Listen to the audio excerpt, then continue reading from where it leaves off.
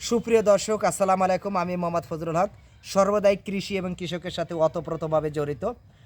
আমি চলে আসলাম Raisha mushroom centre, Kanaipur college রোডে।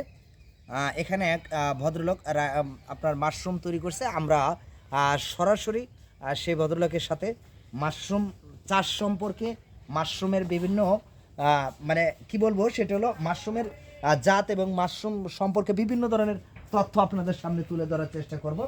আমরা চলে আসছি সরাসরি মাশরুম যে জায়গায় আপনার প্রোডাকশন হয়, সেই মাশরুম রুমে। আপনি আপনারা দেখতে পাচ্ছেন যে আমি যে জিনিসটা আপনাদের দেখাচ্ছি, যে এটা একটা মাশরুম। অটোতে এখন মোটামুটিভাবে মাশরুমটা দেখতে খুব সুন্দর দেখাচ্ছে। মোটামুটি প্রত্যেকটা থেকেই মাশরুম আসবে আশা করা যায়। আসসালামু আলাইকুম মামুন ভাই। ওয়ালাইকুম আসসালাম ওয়া রাহমাতুল্লাহ। ভালো আছেন ভাই? জি আলহামদুলিল্লাহ ভালো। আপনি কেমন আছেন? জি আলহামদুলিল্লাহ, আমি আপনাদের দোয়ায় ভালো আছি। তা দীর্ঘদিন ইচ্ছা ছিল যে আপনার ফার্মে আসবো, আপনার এই ফার্মটা একটু দেখবো। আমাদের দেশে ধরেন মাশরুম সম্পর্কে আমি বলবো শতকরা 95% লোকের কোনো ধারণা নাই। অর্থাৎ 5% লোক জানে যে মাশরুম তৈরি করা যায়, মাশরুম খাওয়া যায়, মাশরুম বিভিন্ন ধরনের রোগের নিরাময় হয় এবং মাশরুম একটা স্বাস্থ্যসম্মত খাবার বা পুষ্টি সমৃদ্ধ একটা খাবার। এটা 5% লোক জানে। তো এখন এই বিভিন্ন ধরনের ইউটিউব চ্যানেল বা ফেসবুক এসব হয়ে আস্তে আস্তে আস্তে আস্তে মানুষের মাঝে আপনার এই মাশরুম সম্পর্কে একটা ধারণা আসছে। আমাদের আদিমকাল থেকে আমাদের একটা ধারণা ছিল যে এই মাশরুম মানেই হলো ব্যাঙের ছাতা, এই তো। কিন্তু এখন সেই ব্যাঙের ছাতার পরিবর্তে আমরা খাচ্ছি কি মাশরুম। আসলে ব্যাঙের ছাতা বলতে শব্দ মাশরুমে নাই। মাশরুম হলো ব্যাঙের ছাতা নয়, যেটা মাশরুম পুষ্টির ছাতা, পুষ্টি ছাতা। তা আমরা সেই মাশরুমের কাছে আসছি, আপনারা দেখতে পাচ্ছেন। আচ্ছা, আপনার এই সাইডটা মানে কি ধরনের মাশরুম এটাকে বলে? এটা হলো ওএস, এটা হলো ওয়েস্টার মাশরুমের ওএস একটা জাত। এটা ওয়েস্টার মাশরুমের ওয়েস্টার, ওয়েস্টার, ওয়েস্টার হ্যাঁ। অর্থাৎ হলো ঝিনুক। ঝিনুক না, ঝিনুক আকৃতিরই হ্যাঁ, আপনার মাশরুমটা আর কি একটু মানে অ্যাশ কালারের হবে আর কি। বুঝতে তাহলে এটা হলো আপনার ওয়েস্টার্ন মাশরুম, এই তো। হুম। এটা ওয়েস্টারের এখন স্পন, এটা আপনি বীজ দিয়েছে আমাদেরকে এটা। একটু ধারণা দেন যে মোটামুটিভাবে কত ধরনের মাশরুম তৈরি হয় বাংলাদেশে? আসলে মাশরুম যেটা থেকে আসছে, ধরেন যে পৃথিবীতে প্রায় 3 লক্ষ প্রজাতির ব্যাঙের ছাতা আছে। ওইখান থেকে গবেষণা করে করে 20,000 প্রজাতি খাওয়ার উপযোগী ওইটাই হলো মাশরুম আমাদের, যেটা আমরা গ্রহণ করে এবং খাই। আর বাদ বাকিগুলো হলো ব্যাঙের ছাতা হিসেবে পরিচিত। তো এই 20,000-এর ভিতরে আমাদের বাংলাদেশের যে ওয়েদার আর্দ্রতার প্রেক্ষাপটে আমাদের এখানে প্রায় 8 থেকে 10 আইটেমের মাশরুমটা হয়। তা আমাদের এখানে সিজন মানে যে শীতের সিজন, এখানে আমাদের যেমন ওয়েস্টার মাশরুমটাই বেশি হয়। আমরা ওয়েস্টারের সাথে যেমন আমরা এই আপনার এই শীতের সময়, বেশি শীতের সময় আমাদের বাটন মাশরুমটা হয়। তারপরে আপনার এই ওয়েস্টারই কয়েকটা জাত আছে, যেমন PO2, তারপরে PO10। হ্যাঁ, PO10টা আবার গরমের সময় হয়, শীতের সময় হয়। তারপরে আপনার OS আছে, WS আছে, হ্যাঁ, HK আছে। এটা হলো ওয়েস্টারেরই কয়েকটা প্রকার। তা আমাদের মূলত এই শীতের সময় আমরা ওয়েস্টার মাশরুমটাই বেশি করতে পারি, কেননা মানে আপনি বলতে বর্তমানে চাইতেছেন হ্যাঁ, বিশেষ করে আমাদের দেশে আসলে মাশরুম চাষ করার জন্য আবহাওয়া আছে কিনা? হ্যাঁ, আবহাওয়া আছে আমাদের, মানে সিজনালি আবহাওয়া আছে। আর আমরা যদি মানে আমাদের দেশে কি বাণিজ্যিকভাবে 12 মাস কালে কি আপনার মাশরুম চাষ করা সম্ভব কিনা?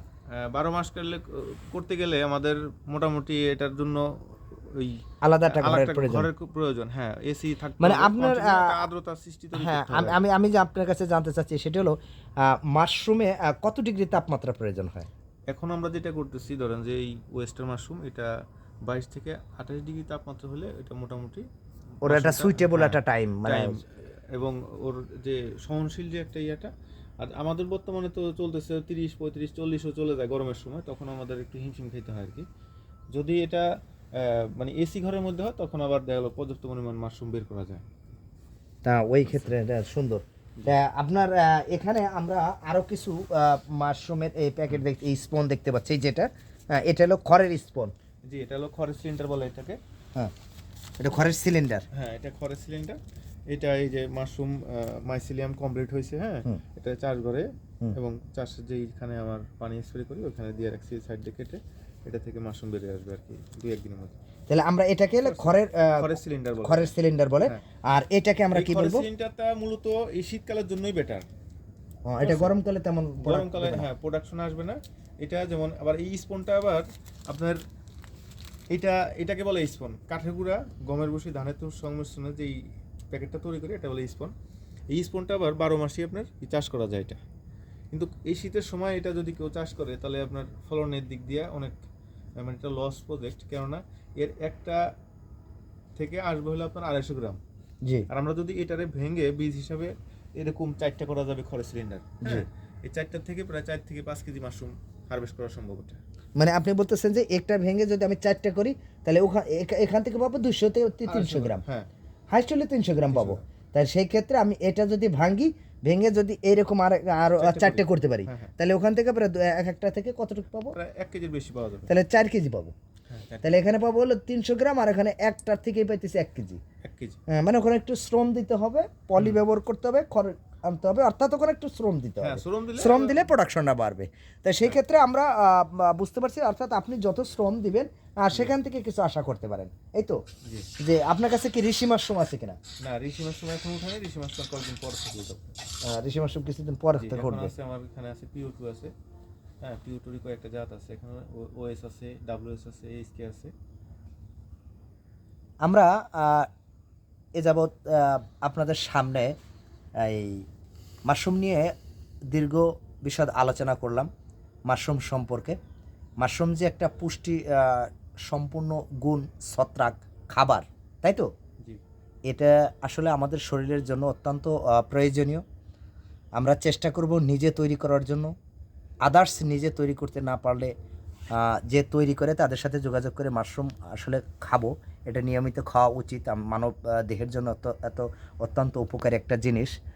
মাশরুম তৈরি করতে যে সমস্ত উপাদান লাগে এর ভিতরে কোনো আপনার খারাপ কিছু আমি এখানে দেখিনি। অর্থাৎ এখানে যদি পেস্টিসাইডের কথা আমরা তুলে ধরি তাহলে দেখবেন পেস্টিসাইডের সাথে সংমিশ্রণ করলে অর্থাৎ সেখান থেকে কোনো মাশরুম আসবে না। অর্থাৎ আমরা এখান থেকে যেটা জানি যে 120 ডিগ্রি তাপমাত্রা এটাকে শোধন করা হয়।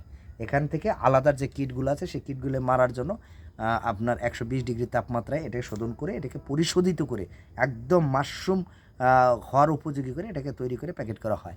অতএব এটা একেবারে সম্পূর্ণ। যারা ব্যাঙের ছাতা বলে আজও নাক ছিটকাচ্ছেন, আসলে এটা নাক ছিটকানোর কিছু নেই। এটা পুষ্টিকর খাবার। এটা মাশরুম, এটা ব্যাঙের ছাতা নয়। আসুন আমরা কন্টিনিউ বা রেগুলারলি মাশরুম খাওয়ার চেষ্টা করি, দেহ মন সবই ভালো রাখার চেষ্টা করি। আজ এখানেই, আগামীতে দেখা হবে অন্য কোনো পর্বে নতুন কোনো তথ্য দিয়ে আপনাদের সামনে হাজির হব। আমি মোহাম্মদ ফজলুল হক।